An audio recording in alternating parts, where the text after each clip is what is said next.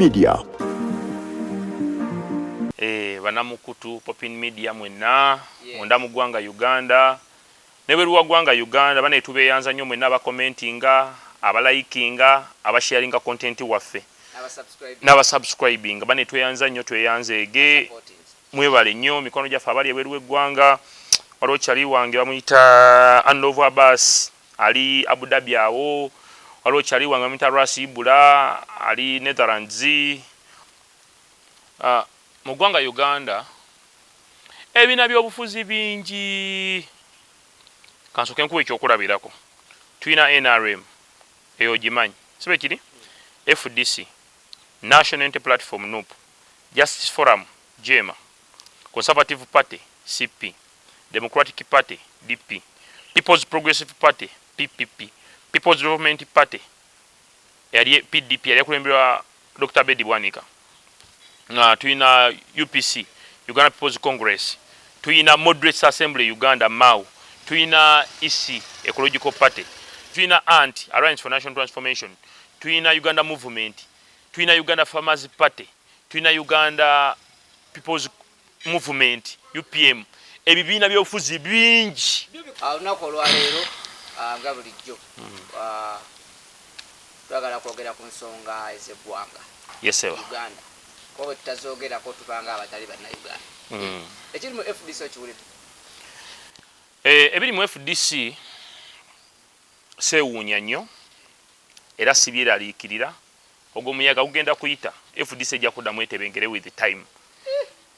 mu gavumenti bw'oba ovuganya gavumenti ez'abalwanyi nga gavumenti ya Mwami Museveni saabalwanyi ebintu emu olina obisuubira Mwami Museveni yayisa statement egamba nti by 2021 tunagenda mu 2021 wajja kuba tewakyali opposition lucky enough ne kimulema okutuukiriza nga newankubadde era yali ekolona ddamu nayogera n'agamba nti aba DP abo tutambula bulungi aba UPC tuli bulungi aba FDC abamu naye aba NUP bakola ki abo baagaana Tandika Forum for Democratic Change abasinga bava mu NRM abasinga bava mu NRM Kano Kiza Besigye ba Muzeyi Waswabirigwa Samu Kalega Njuba yali na mulwanyi Agustin Luzindana Mukya Beti Kamya n'abalala bangi bonna they were part of NRM abamu balwana kati nga mwango oyo mwami Tulyomwe eyali ba Mukyala Beti Kamya yali mujasi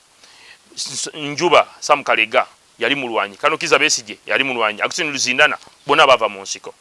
so bwe balabanga NRM evudde ku line it was 1999 something like that kyenda mwenda ku 12 newangala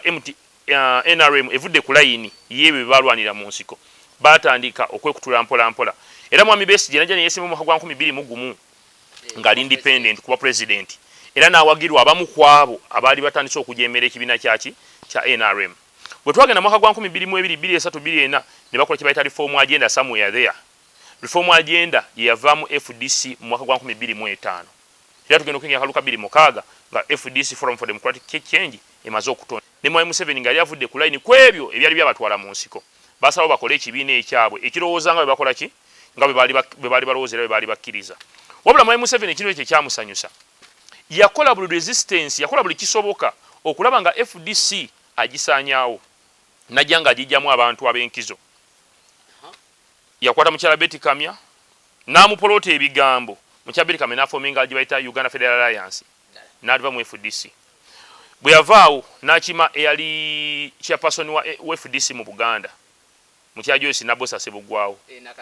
nakati minister n'amutwala abantu bangi Mwami Museveni baakimye abantu abo bonna Mwami Museveni bw'abatutte still ng'emulemi okumenyaamenya paka lwakomyewo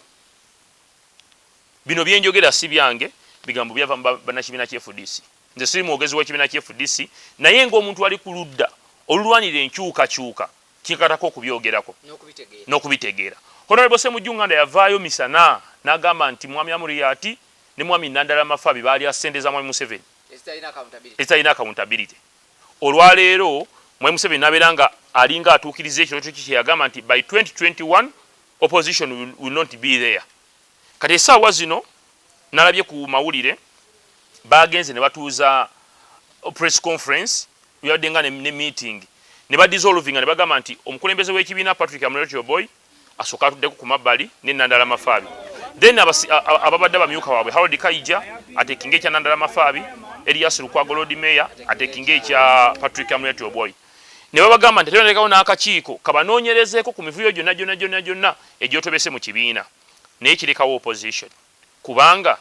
bwe tuba tugenda mu nsiko nga tulina kye tugenda okuyiga twetaaga amaanyi gonna era abayizi baba n'amaanyi gonna eba yaziga eba yafumita effumu erisooka eba yasagula eba yayasira abantu muba bangi bwe munaaba bakuyiga nsolo mugijje mu nsiko bwe tuba bakukyusa bukulembeze wa ggwanga Uganda n'okujjako gyo Yoweri Kaguta Museveni twetaaga amaanyi nga gali combined together nze kikyemba nsabirira ssente n'organization nti buli government yonna lweribeerawo ng'evuganyizibwa ebibiina by'obufuzi ebiri strong mugiteeka ku pressure mugikoza byetandikoledde bantu ate ne mugiteerawo n'embeera eraga nti bwe muba temukoze ffe tukwata bwe muba temukoze ffe tujja so what I call for nsabirira ssente kukakkana togetherness mirembe ekibiina kiddewo kikole ki kisetolinge kubanga FDC ng'ogiina ku opposition side nga ne National Unity Platform weeri ebyo ebibiina bibiri bimala okuba nti bisobola okuteeka ku Mwami Museveni pressure n'okumusuuza omunyago gw'eggwanga Uganda. Can it settle? FDC esobola okusetolinga singa enaafuna abakulembeze abalina emmizi n'abagala eggwanga lyabwe buli lwolibeera ku opposition oba oli masaŋŋanzira Mwami Museveni abo bayagala Mwami Museveni akozesa nnyo abantu abayala okutuukiriza ebigendererwa bye buli lwali kusanga ng'oli muyala mu mutima nga temuyinaamu kintu kwekukusa mu mutima agenda bakoze ensobi nnyingi yensonga lwaki olwaleero beerangira obugagga gw'oli mugagga nange ndi mugagga gw'olina kino nange nina kino nkusinga kino Mwami Museveni ebyo byasinga okwagala naye Mwami Museveni ne bwana dissolvinga wa political parties ne bwana agula ba members nga toguze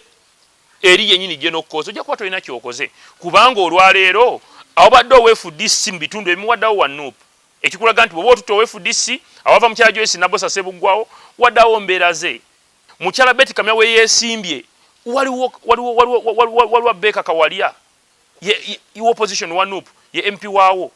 so gwe ne bw'onaagula opposition n'ogimalayo naye nga tokute ku key factors eziruma bannayuganda ojja kuba tolina kyokoze kubanga Mwami Museveni ye akola nnyo ku nkola y'abazungu eya divide and rule mufo kyokola ku ezo general and essential problems eziruma bannayuganda government ye NRM ezivuddeko amaaso gonna negateeka ku dissolving opposition tusigala tya mu ntebe ale kyekola eri ku kyebayita self destruction mission yeerya yokka gwekola ku bizibu ebiruma bannayuganda kubanga sente ze bakola ne bagulamu aba opposition zijja baweebwa kituufu naye olowooza n'ebirowoozo by'abantu abalonda omuntu oyo beera bimaze obbigula abantu abalonda omuntu kangeze Honorable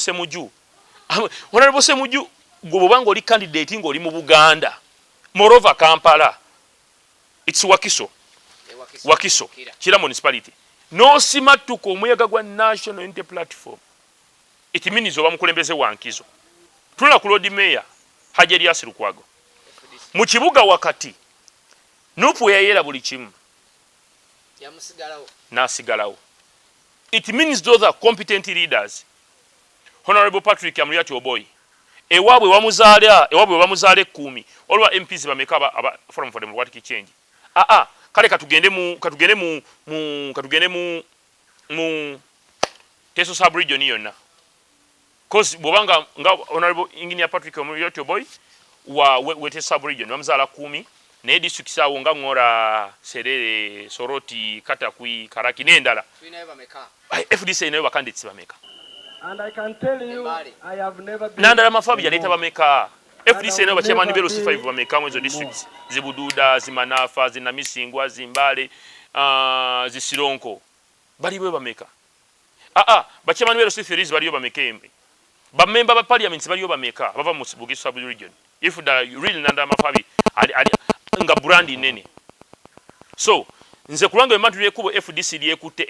eryokomyawo emitima gy'abawagizi baayo n'okukakanya eggwanga Uganda n'okukakanya abawagizi emitima n'okuleeta ssente mu kibiina mu demu order which nti Forum for Democratic Change. It's a democratic icon, it's a democratic tool promoting a democracy. I beg for ssente kwatagana batwala obukulembeze mu maaso cause FDC bw'ogitunulira key factors ko bagitondera kukyusa ggwanga Uganda. Nze ngo wa National Unity Platform nja kuwulira bulungi nnyo nga FDC etebenkedde era ng'erimu okukakkana. Wow. Kino ekyokuwummuza Nandala ne Amuriat kiina we kigenda okussaako ekibiina oba oliawo. Okuwummula kwa Honorable Nandala ne Engineer Power twekyo bigenda kuteeka FDC kubanga nkubuuza ekibuuzo bw'abanga Nandala ddala w'amaanyi ewaabwe alinayo ba MPs bameka be yajja nabo nga bwe yagenda n'ayimirira ne bagamba nti ono tumulonze lwa Nandala. Patrick Amuriat boy bwe yagenda ewaabwe Teeso FDC yafunayo obululu bumeka era erinawo ba MPs bameka erina bakemani bero C5 bameka abero C3 bameka bameya erina bameka. It means sometimes ojja kwesenga nga tebali relevant. Oba yaggwawo pate teggwangawo FDC okwakwana ku bibiina ebirala. FDC ayina ng'obuwagizi mu Western Uganda. FDC ng'erina bogenga Latigo Ochegera abadde eno. FDC ng'erina balisa Alaso mu North Eastern Uganda. FDC ng'erina ba Wafulo Ogutu bave no Munamayingo something Bukoli. FDC ng'erina ba Beatrice Atimwanywa eri waggulu mu Northern Uganda. It was not a simple party. It was not a weak party. Kyali kibiina ky'amaanyi nnyo. Nero kwa Mwai Museveni azaba londa mdozo bawule babitu Atimwanywa Joyce Nabosa Sebugwawo azaba londamu abantu abasinga n'abawe ebifo n'abawe emirimu okubajja ku mulama gw'okukyusa eggwanga Uganda. Nze nno kulwanga endowooza bwe nti ekibiina kya National Resistance Movement eyo nkola yakyo eya divide and rule era ojja kwesingana nti ne mu bitundu n'emikola egisinga side ya Honorable Semujju gyeteekateeka ate poliisi yegirisolvinga ng'ekolera ku order za Nandala Amuriat. Olwokuba nga balina gye basobola okukuba essimu poliisi nejja ne deployinga emyaka 4 gwosuubira Mwai Museveni emulemu emyaka 4 agenda bikola myaka emeka. Baganda bagamba obutiko bukonyerwa lwa nkumbu alitulonda ebijanjalo. This is a failed state. Nedda mukisa tubeera mu ggwanga Uganda. Njagala ompeeyo gundi eji institution emwe ekola mu ggwanga Uganda ki mpayo institution emwe ekola nga kimpa emwemu nga nkumenyeremu esooka ICT ejjako Facebook ayine maana ne bakyajinga sente za data neyongeza data nejjako Facebook enkya Uganda Communications Commission nesomesa abantu bane mu trading nga muyita nga mukozesa emitimbagano ate nga Facebook bagijjako gwe njagala ombuulire institution ki mu ggwanga Uganda ekola nga amalwaliro temuli ddagala. Naluli nalinda ba Honorable Semujju yayogera n'agamba nti Mwai Museveni ayina emmotoka zatambula nazo eza State House 600.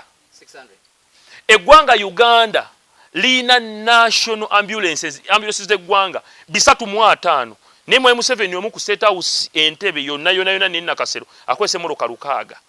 naye ng'eggwanga lyonna lina ambulances za government 305.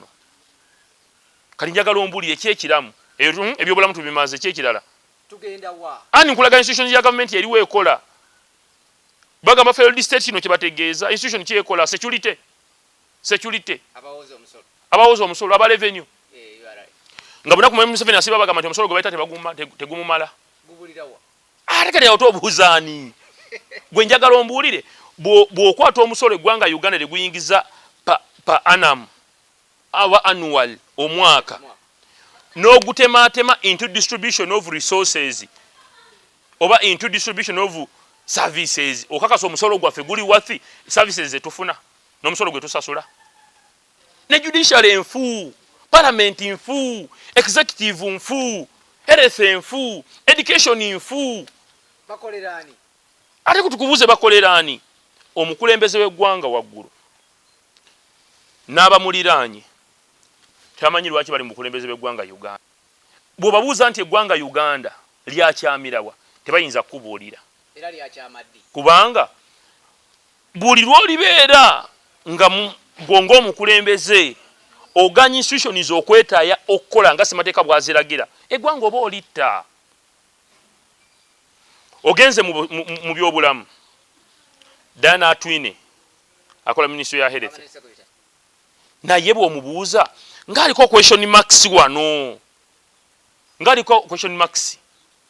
bajjawo Dr. Lukwago n'alekawo Diana Atwine. Diana Atwine ayina bw'ayita ab'omunju bajjawo Lukwago omuganda batekawo mu Western. Kikiri kye nkugamba bulijjo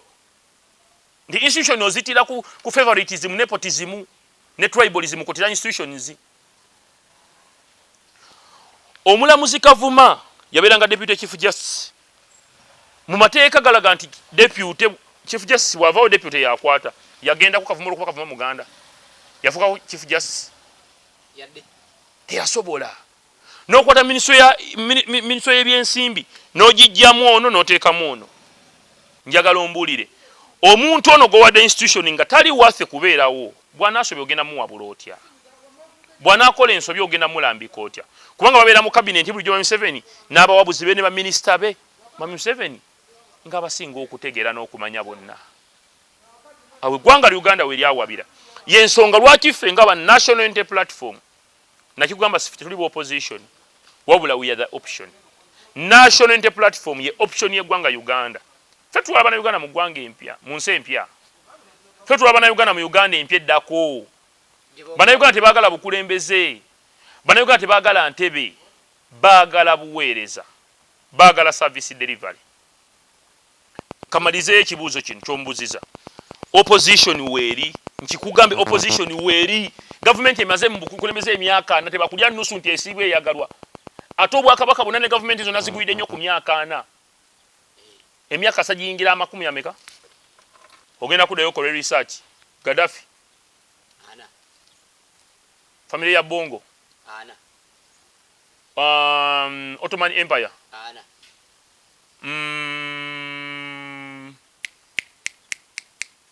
bano ba Muslim Brotherhood abali bafuga Egypt mwana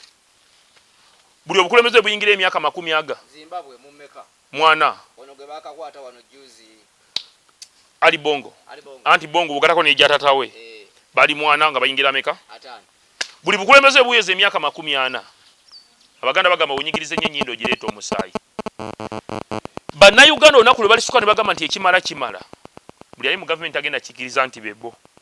tali kikiriza yatali kirowooza. Wabula onaku Uganda lwe balisuka ne bagamba nti katwagala nkyuka kyuka, twagala government ey'abantu ekkiriza mu nkola ey'amateeka n'enfuga ey'amateeka n'akatale tekajja kuyita era onaku terujja kuziba. Museveni tewali kintu kyakola nga kipya. Ali mu kwoza bya Paulo Bia Bangwema ba Ali Bongo ba Santos Abangola ba Bashiri byonna byakolebwa dda. Ne bana forming ebina byebufuzi 10 ne bigenda ku opposition bijja kubeerayo era bisobola okubeerayo, bisobola okukwata obukulembeze ate bisobola otakwata bukulembeze kubanga ebina byebufuzi bingi ebiri mu government wano nga babikulembera be NRM era nga biba facilitating okufuna ssente ezibeezaawo. Ebina byobufuzi nkidda mu bingi ebiri mu ggwanga Uganda nga babiteeka mu ssente ye government ye NRM okuva ku epoka ku Z. Abaaliko mukago gwa iPod ekibiina ekyo kyali kisupportingibwa government ya Netherlands nga kikulaga nti baali bataddewo omukago ogwo mu mbeera y'okupromotinga democracy. Abali mu buyinza n'abeegwanyiza obuyinza bwe bawuliziganyiza ne babako bye bakkaanyaako kyali mu iPod. Era ku mulembe guno ogwa Kyagulanyi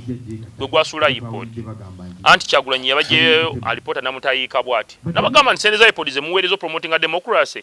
tezipromotinga democracy kubanga tubeera mu iPod kuba kunywa caayi. Era Honorable Joel Sonyonyi yakayita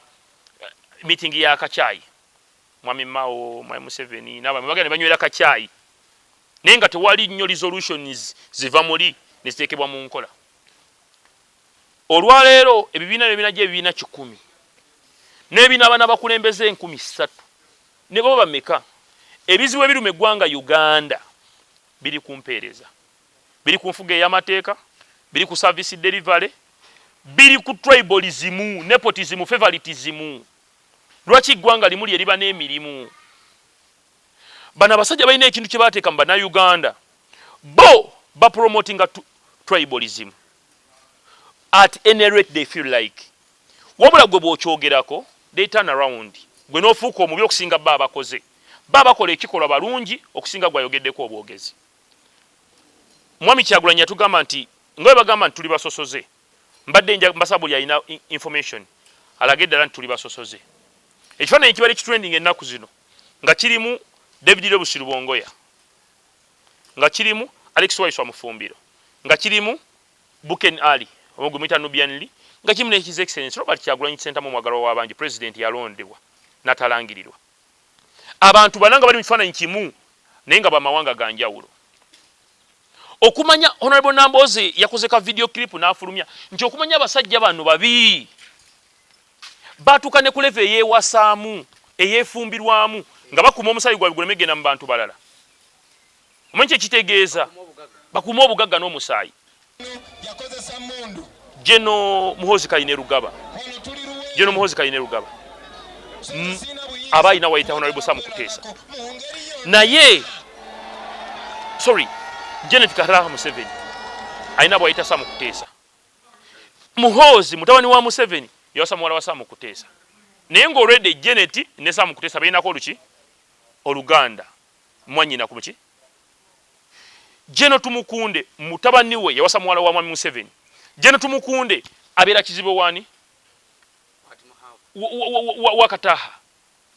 okiraba nti n'okuwasa obuwasa mu ggwanga eddala kibaluma n'okufumbira obufumbirizi kibaluma era balina nakwezaalamu babenga Abawarabu oba Abayindi obutasobola kusaasanya musaayi gwabwe obubi obusinga obwo obulabawa. Buli muntu ayogera nti batusosola wa ggwanga ki. Juzi nadde ndaba Honorable Lutamaguzi nagamba yawulira nga bamusosola anoonyeyo gy'alaga awalala. Lwaki obeera we bakusosolera vaawo ogende ewalala. Abantu abagamba nti Abaganda tusosola nakikugamba njagala mbuulireyo gye bayaniriza Omuganda ewaabwe nga ffe Diana Mutasingwa Abanyankole bakulembera Buyukwe Ssaza lya Ssaabasajja ery'Ekyaggwe Sylvia Nayebala akulembera Gomba Omane MP Gomba Ssaza lya Ssaabasajja ery'Egomba bamuzeeyi Kalangwa bali wano bakoledde emirimu njagala ompeeyo nsubuga omu eyeesimbawo Enyabushozi ne bamulonda mpayo Semakulu omwe eyeesimbawo ekazo ne bamulonda baba tali basosoze. Bafulumya list Algeria yatuwa abantu abagenda okusoma amafuta netuwa basaliza abana bagenda okusoma amafuta batwala abaana 18 nga bonna beemanyi omukizibe wa munne omwadda ku munne omwana wa Ssengo omwana wa Kojja Mama Museveni n'agenda abasinkana bonna bagenda okusoma oilo nga bawestana bano bagenda tusirika kyolowooza nti ffe tebituluma n'ogenda mu authority nga Uganda Registration Service Bureau nga abantu 16 boogera olulimi lumu. Nefe bana Uganda Abaganda ffe twamanyira kwekolera ekisooka Abaganda tebaba basabirizi Abaganda tebalingiriza ffe twamanyira nnyo twagala nnyo informal sector zaffe nga zitambula tetweguya kubanga tukimanyi nti osobola okubanga oli mukulembeze naye nga ffe tulina obugagga bwaffe era Abaganda abagagga mweno government kubanga obugagga bwo tuli musayi batusanga nabwo abantu mukisana kikugamba nti ne bali bettaka batya teriko bagenda kutwala ttaka wadde jiiko nengi era bagenda direka wano ne bali bebyo obugagga bitya teriko bagenda kuteeka mu ntanana bya bugagga. Olwero njagala ombuulire sente ze babba mu government mundu lwaki bazimba amalwaliro agafaanana ago. Olowooza former prime minister Honorable Amama Mbabazi sente zaalina n'obugagga bw'alina tasobola kuzimba lwaliro ly'enfaanana lya Gakane eriri e Kenya n'ebyo ebugagga bye babiteekawa. Abasajja eggwanga tebalyagala balinga abajja okucuba bali ku kicuba kubanga omuntu ayagala eggwanga lyo baako byokola baako byoleka. Mwe Museveni agenda kuva mu buyinza nga talese mukululo ng'ajjukirwako kimu era n'olutalo lwa 46. Olwo bwe nkubuuza nti ndaga ebintu 10 mwe Museveni byakoledde eggwanga Uganda ebigize ku daide mu dollar eddala abajja kugamba nti population yeeyongerako ne bwe yandibadde muntu mulala yafugira population yandirinnye otulo bajjajja ffe balinga basula batudde ekyo nakibuuza ababyogera byonna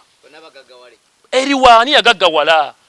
bafulumya entandikwa nga bakajja mu myaka gy'ekyenda it was 94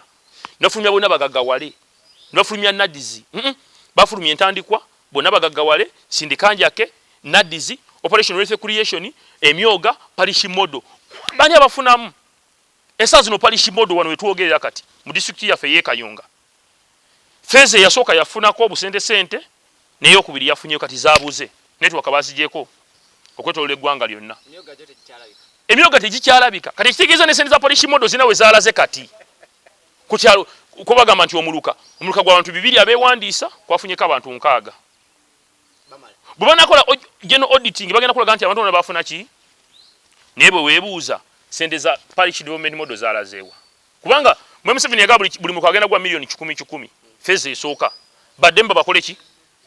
ne feezi esooka bwe yafuluma zaali ntono nakati eno bwe fulumira zibadde ki kati system bazigyeko 2026 njaga twogere ku mutendera gwa parliament ne president tulina endowooza egamba ne theory ekkiriza nti essaawa yonna kulembeze busobola okukyuka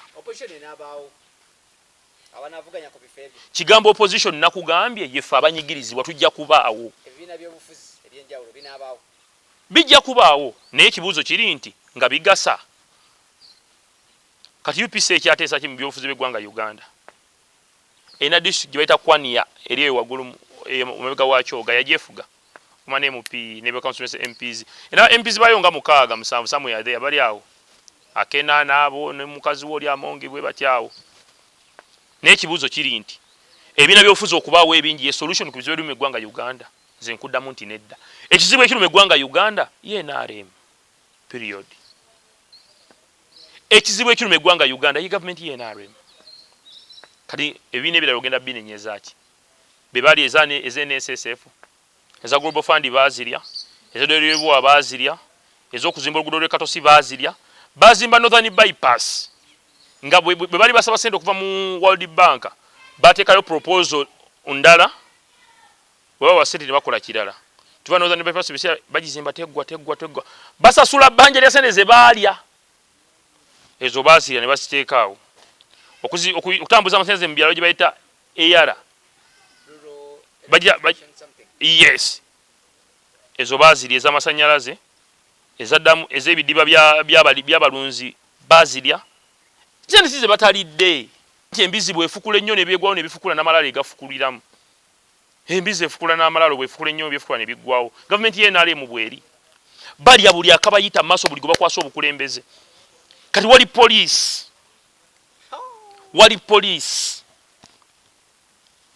oba nzimenye nina polisi ze ninako ekiri ziringanga 4 polisi ye Namutumba CPS polisi y'Enjeru wali polisi ye Kamuli polisi ye Kayunga abasajja bali ku polisi baterawo olusuku ne mubeera ne munnaawo ne mwesozaamu omu n'agenda okuloopa n'okubiri n'aloopa mwenna babasiba bonna babajja mu ssente ne muyomba mu nnyumba na mukyalawo ne mugaana okukkanya ku mmere yafumbiddwa waka omu n'asookayo munne alope bamusiba ne golope ne bamusiba bonna ne babajja mu ssente n'omugamba mbadde manyi bondi ya bwerere olina sawo nakuterawo n'omutema gwa ssente n'azikusalira bw'otaleeta zino simuta mutwala mu kooti akatalekeka jasi njagala kusiima banna nkyukakyuka ddala abawagizi ba National Unity Platform abayaniriza President w'eggwanga Uganda omulonde His Excellency Robert Kyagulanyi Ssentamu mukwano gw'abangi Ngobi omubuuya bamwaniriza bulungi mu convention mu USA bamwaniriza mu bitiibwa era gyali yabakubye endongo. It was a concert nera nayisawo ne revolutionary messages. So nebaza abantu bomu diaspora mwe bali nnyo kutubeerera mwe bali kwagala nsi yammwe abantu abo bambi bayimirizaawo struggle mwe bali nnyo kwaniriza president w'eggwanga le president tulina kyetuteekateeka anti twagala kumukima ntebe mu bitiibwa omukulembeze w'eggwanga eyalondebwa. Yes, twagala mukima mu bitiibwa. Your Excellency Robert Kyagulanyi Ssentamu mukamange nkwagaliza obulamu obulungi era kumawo mirembe. Kyali wange Alex Weso mufumbiro blood respect nkumisinga nnyo mwana program ye y'okupal tobaawo naye vibe ndaba waliwo ekibulawo. Secretary General Lois Lubongo yansubuga namesake respect Honorable Joro Senyonyi mwena nabalabye First Lady Mama Solomon banaivo nabana tubagala nnyo. Kale mikono gyafa bateekamu akasimbi abatuwagira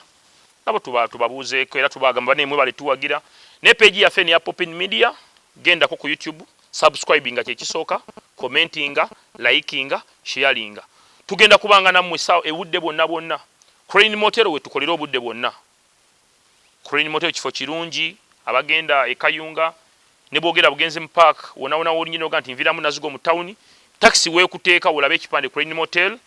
bayina ebisulo ebirungi restaurant ennungi gardens ennungi ekifo awasanyukirwa oyagala live band oyagala bayimbi it's Green Motel